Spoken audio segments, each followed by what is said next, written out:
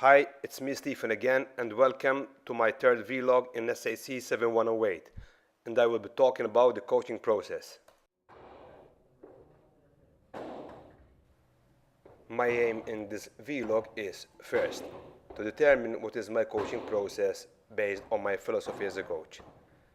Explain the purpose behind my process and philosophy, and lastly, critique my process. In this vlog I wanted to use a typical training scenario during a Taekwondo sparring session, using varied athletes differing in age and abilities. I wanted to behave as naturally as possible, so therefore I didn't want to orchestrate the session. In this vlog I wanted to focus on my behavior or the type of coaching style I use. So to put some context for this video, here we have 5 athletes aging between 7 and 18 years of age, with the older ones forming part of the national squad with several years of training and competition. The younger boys have been training for some while, however the competition experience is negligible, whilst the girl training with me is still a beginner but already showing great potential. Athletes do not show any sign of injury, though the senior female athlete is on an easy day recovering from the previous day session. The objective of the session is mainly on technical and tactical drills for main 2 reasons. Firstly, as mentioned above, the female athlete is making recovery, and the remaining are not training for no particular competition. Though the athletes are somehow acquainted with the drills presented in this video, I still made it my business to describe verbally each and every drill, accompanied by a practical display, as this enhances the speed of learning and avoiding going through lengthy explanations. I also made it my business to sporadically ask questions, especially to the younger athletes, to make sure they are really following and understanding. The coaching process has been debated for many years. This debate ranges from establishing what it is and how its component parts fit together, to who is the driving force behind it. Despite attempts to provide conceptual clarity, there is as yet no agreement upon conceptualization. However, common features include the involvement of at least 2 people, coach and athlete. Coaching is, therefore, a social activity benefiting from interpersonal skills. It is complex and dynamic, and yet also goal-oriented, focusing on bringing about change, usually an improvement in the athlete's performance. Furthermore, it involves a range of activities and skills employed to bring about the desired changes.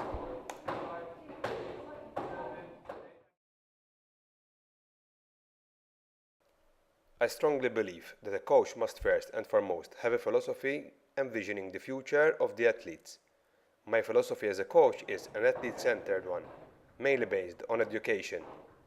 I look at sports and martial arts in particular as a means to help people improving their quality of life, as I believe that my involvement in martial arts helped me becoming a better person. People coach for different reasons, both extrinsic and intrinsic gains.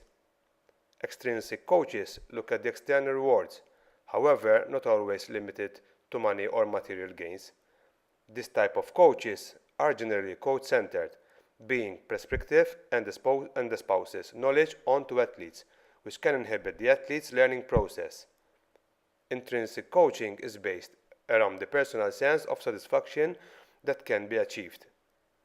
Intrinsic motivation involves doing things that make people feel competent or self-determining. One of the first things to consider is the athletes. Sport belongs to the athletes. Therefore, coaches should have an athlete-centered approach.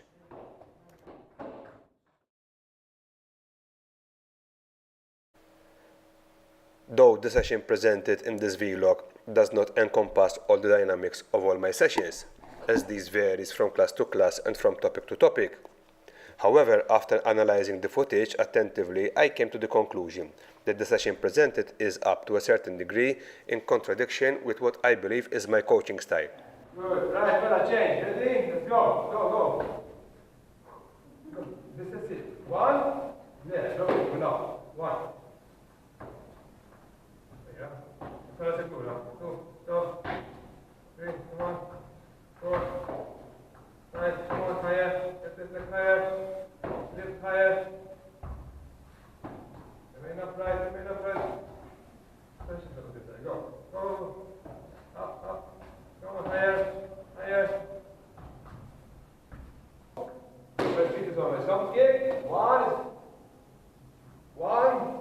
and 2. And start again. 1, 1, and 2. Right? You do the combinations. Either you do them alternate or the same person doing them. Right? But remember, drop kick is meant to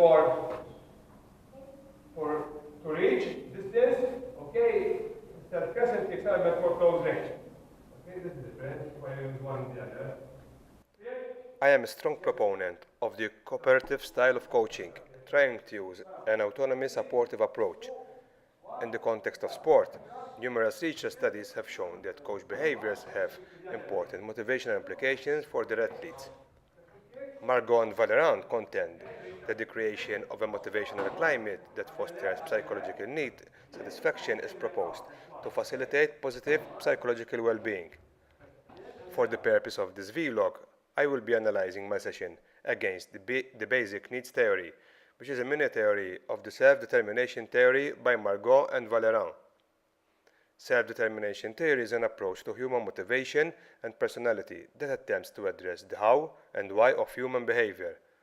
The basic needs theory highlights the centrality of satisfying the three psychological needs: autonomy, competence, and relatedness, in fostering optimal human functioning and autonomous motivation. Satisfaction of the need for autonomy involves the act of choice and the perception that one initiates one's own action. The underpinning ideology and actions of coaches have the potential to shape an athlete's view of their sports participation, psychologically, emotionally, and physically. Studies conducted in sport settings have provided positive support for the satisfaction of the three psychological needs within the coach-athlete relationship. Consistent with the tenets of the single determination theory, it is proposed that when an athlete's need for autonomy, competence, and relatedness are satisfied, this will positively influence athlete vitality and engagement in sport. The ongoing of the session was pretty straightforward, with myself going from one exercise to another, demonstrating and explaining each drill without pausing and asking for any feedback or different solution or variation.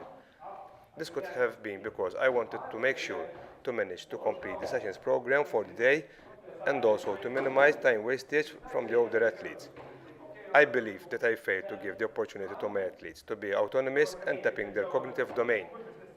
Taekwondo, like most sports, is also a tactical game where the athlete has to learn to interpret the situation and act fast, as the game is very dynamic, comprised of several variables. Never throughout this session I asked for feedback.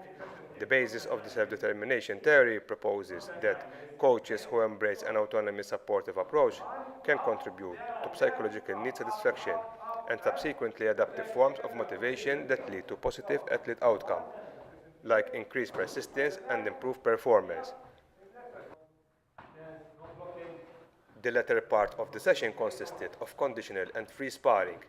In this part of the session, the athletes had the opportunity to be more autonomous. Although the conditional sparring consisted of some conditions to be respected, such as playing with a handicap or playing on the non-dominant stance. However, the free sparring was all open to the athlete's ability and interpretation of the situation. During this part, I have provided feedback and encouragement. However, I reserve this attitude only to the younger athletes, probably as I perceive that they require further attention. In general, I was giving my back to the older athletes, therefore missing on those behind me. Quite often, I find myself switching from a command to a cooperative approach of coaching, which I attribute this attitude more with the younger athletes, probably due to their behavior. Coaches' behaviors are further influenced by how they perceive the behaviors and motivations of the athlete. Reeve contends that teachers display controlling behaviors when it is perceived the students are disengaged of task or lacking motivation.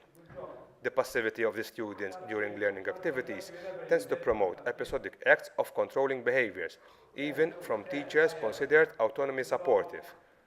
Although in general classes prove to be quite demanding and challenging to the difference in skill and cognitive levels, however, I feel that I should allow my athletes to be more autonomous.